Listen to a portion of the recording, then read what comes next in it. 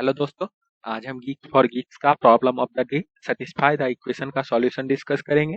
तो चलते हैं प्रॉब्लम स्टेटमेंट देखते हैं। यहाँ पर इस प्रॉब्लम के स्टेटमेंट को यदि आप समझना चाहें तो हमें एक ए नाम का एरे एन लेंथ का गिवन होगा और हमें इस एरे ए में वैसे 4 डिस्टिंक्ट इंडेक्स फाइंड करने हैं जिनका वैल्यू इस कंडीशन को सेटिस्फाई कर रहा हो। मान लीजिए उस 4 डिस्टिंक्ट इंडेक्स के value A B C D है, तो हमें A plus B equal to C plus D, यदि वो इंडेक्स के कॉम्बिनेशन का वैल्यू सेटिस्फाई कर रहा है तो उसे ही एज ए आंसर रिटर्न करना है, एक 4 लेंथ का एरे बनाकर, और वैसे इंडेक्स को रिटर्न करना होगा जो कि जियोग्राफिकली स्मॉलेस्ट ऑर्डर में हो। और यदि ऐसा कोई पेयर एग्जिस्ट नहीं करता है इस ए में, तो हमें उस केस में एरे का जो वैल्यू होगा 4 लेंथ का उसमें -1 रख करके रिटर्न करना होगा। यहाँ पर यदि आप जियोग्राफिकली स्मॉलेस्ट ऑर्डर का मतलब समझना चाहें तो मान लीजिए आपके पास 2 डिफरेंट एरे 4 लेंथ का कुछ इस तरीके से गिवन है। अब यहाँ पर इस दोनों में कंपेयर करें कि जियोग्राफिकली स्मॉलेस्ट कौन है, तो आप देखें यदि इसे हम 0th इंडेक्स को पहले कंपेयर करें तो उसका वैल्यू दोनों का 0 है, तो यहाँ पर आप कंपेयर नहीं कर सकते। यदि आप फर्स्ट इंडेक्स के वैल्यू को देखें तो यहाँ पर आप देख सकते हैं उसका वैल्यू 1 है, तो यहाँ पर भी दोनों इक्वल है।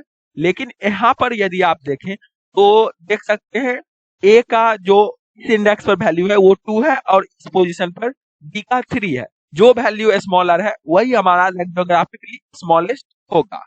अब यदि यहाँ पर हम एग्जाम्पल फर्स्ट देखें तो यहाँ पर देख सकते हैं हमें जो इस एग्जाम्पल में एरे गिवन है वो कुछ इस तरीके से है। अब यहाँ पर ये देखें कि 0th इंडेक्स और सेकंड इंडेक्स के वैल्यू का सम हमें देखें तो 10 है, और थर्ड और फिफ्थ इंडेक्स वाले वैल्यू का भी सम यदि आप देखें तो वो भी 10 है। तो इसीलिए यहाँ पर आप देख सकते हैं हमें जो आंसर में रिटर्न हुआ है वो इसका कॉम्बिनेशन 0235 रिटर्न हुआ है। और ये सबसे मिनिमम कैसे है ये हम बाद में डिस्कस करेंगे। इस प्रॉब्लम के लिए हमें जो n का मैक्सिमम वैल्यू होगा वो 500 होगा और एरे में जो वैल्यू होंगे उनका मैक्सिमम वैल्यू 10 टू पावर 5 हो सकता है।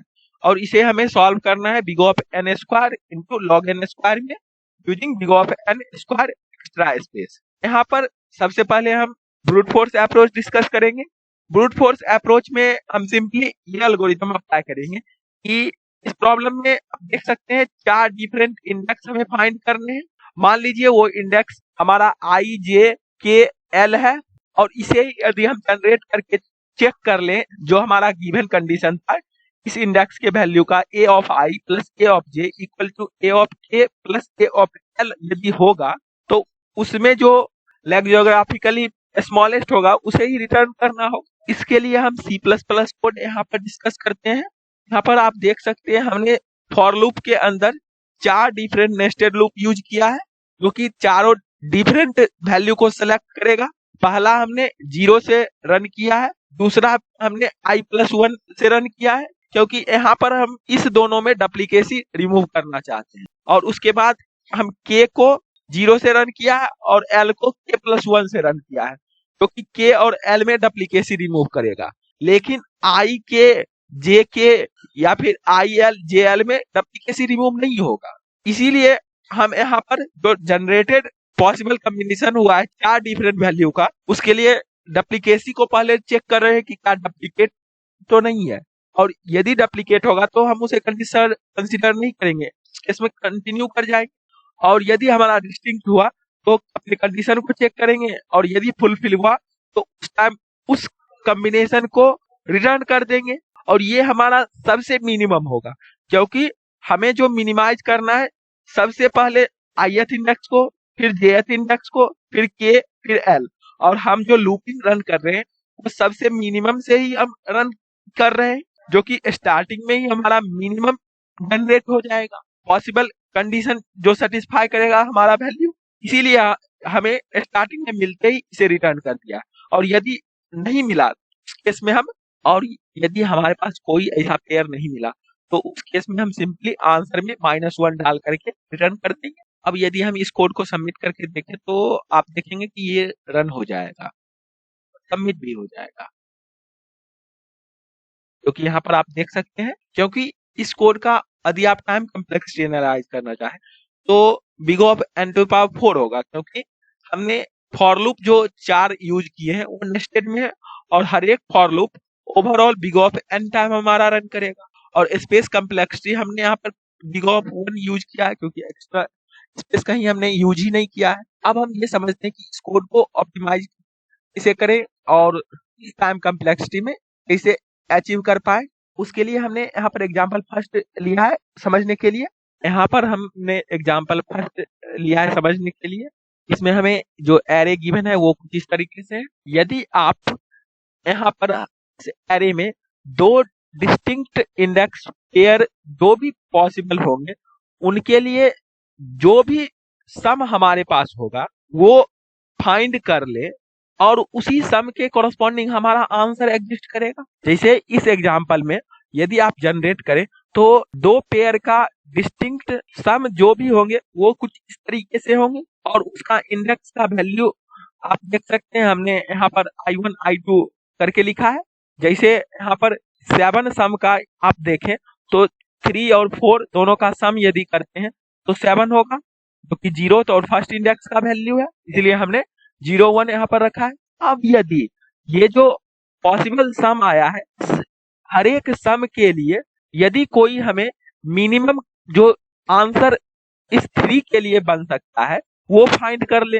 सिमिलरली 11 के लिए जो हो सकता है वो यदि फाइंड कर ले, 10 के लिए कर ले, 9 के लिए कर ले, और इन हर एक जो मिनिमम आंसर आएंगे उन सभी का फिर हम मिनिमम ले ले तो वही हमारा एक्चुअल आंसर होगा। तो ऐसा ही एल्गोरिथम हम अप्लाई करेंगे और ये अचीव कैसे कर पाएंगे। इसको अचीव करने के लिए यहाँ पर देखिए, यदि हम इस 10 को कंसिडर करें तो हमारे पास सबसे स्टार्टिंग में क्या आएगा 0 और सेकेंड इंडेक्स का वैल्यू 10 होगा और उसके बाद फिर हम दो डिस्टिंक्ट पेयर सेलेक्ट कैसे करेंगे जिनका वैल्यू 10 हो सके।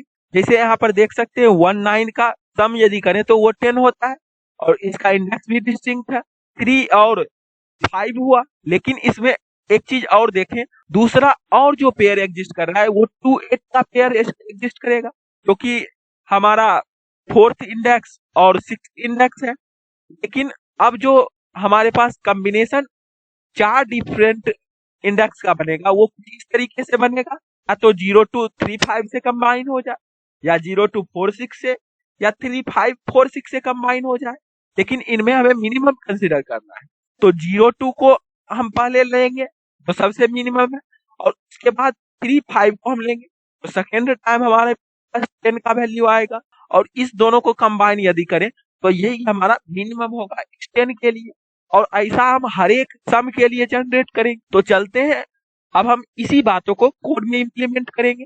यहाँ पर सबसे पहले हम जावा कोड डिस्कस करेंगे। यहाँ पर हमने सबसे पहले आंसर नाम का 4 लेंथ का एरे डिक्लेयर किया है n+1 जिसका वैल्यू हर एक इंडेक्स का होगा, और उसके बाद हम एक मैप बनाए हैं जो कि इंटीजर की है और वैल्यू एरे है, और की जो होगा वो सम होगा दो डिफरेंट पेयर जो इस एरे में इंडेक्स होगा इस ए एरे का, जैसा हमने यहाँ पर डिस्कस किया था, और ऐसा ही हमें जनरेट होगा उस मैप में।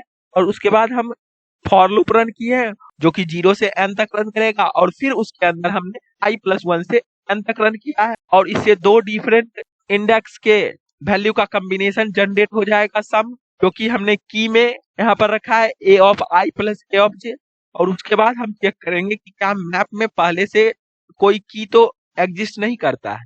यदि कोई पहले से एग्जिस्ट नहीं करता होगा तो हम सिंपली एरे को यहाँ पर उस i और j इंडेक्स से पुट कर देंगे एज ए वैल्यू, और यदि एग्जिस्ट करता है तब हम उस केस में अपडेट नहीं करेंगे एर को, सिंपली एर को एक्सेस कर लेंगे। और अब हमारे पास पहले से एर है और आई जे, अब कॉम्बिनेशन जो पेयर बना है हमारे पास, और उससे जो हमारे पास कॉम्बिनेशन बनेगा वो कुछ इस तरीके से बनेगा जिसका वैल्यू एर 0 एर 1 पहले होगा और उसके बाद आई जे होगा, और पहले से जो आंसर था वो आंसर है, और इस दोनों में जो मिनिमम लाइक जियोग्राफिकली स्मॉलेस्ट होगा उसे हम आंसर से अपडेट करेंगे, और ये काम हमें कंपेयर फंक्शन करके देगा।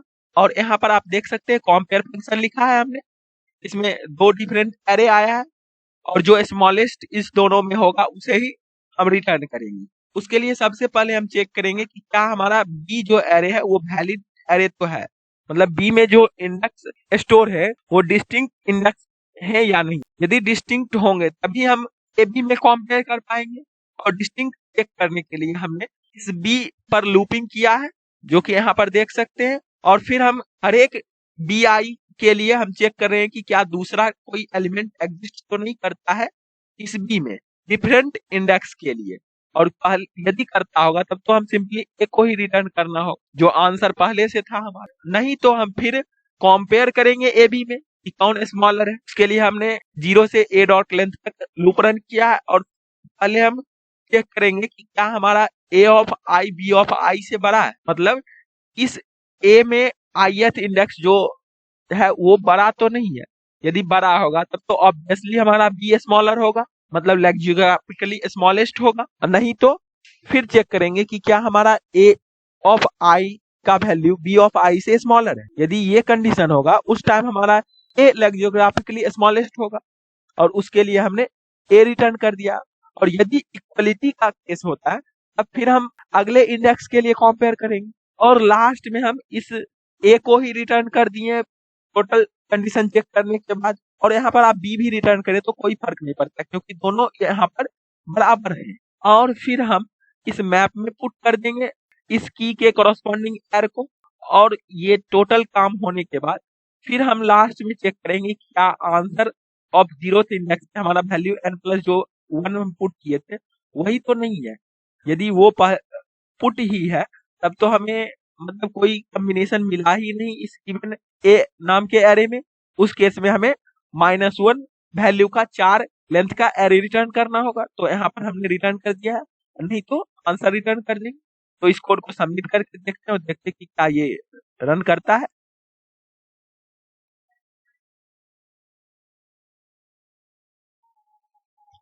यहाँ पर यदि आप देखें तो हमारा टोटल टेस्ट केस पास किया, और इस कोड का टाइम कम्प्लेक्सिटी यदि आप एनालाइज करना चाहें तो आप देख सकते हैं हमने यहाँ पर फॉर लूप नेस्टेड में यूज किया है, और हर एक for loop big of n time run कर रहा है। तो ओवरऑल कम्प्लेक्सिटी इस पोजीशन तक हमारा बिग ऑफ एन स्क्वायर हुआ, और इसके अंदर हम मैप का वर्क परफॉर्म कर रहे हैं जो कि लॉग एन टाइम में वर्क होगा, और मैप में जो total value maximum worst case में स्टोर हो सकते हैं वो big of n square value store हो सकते हैं।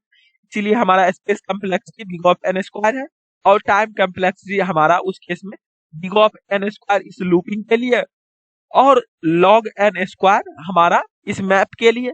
और दोनों को कंबाइन करना होगा क्योंकि हमने इसको इस नेस्टेड लूप के अंदर लिखा है, और वही हमारा टाइम कम्प्लेक्सिटी हो जाएगा।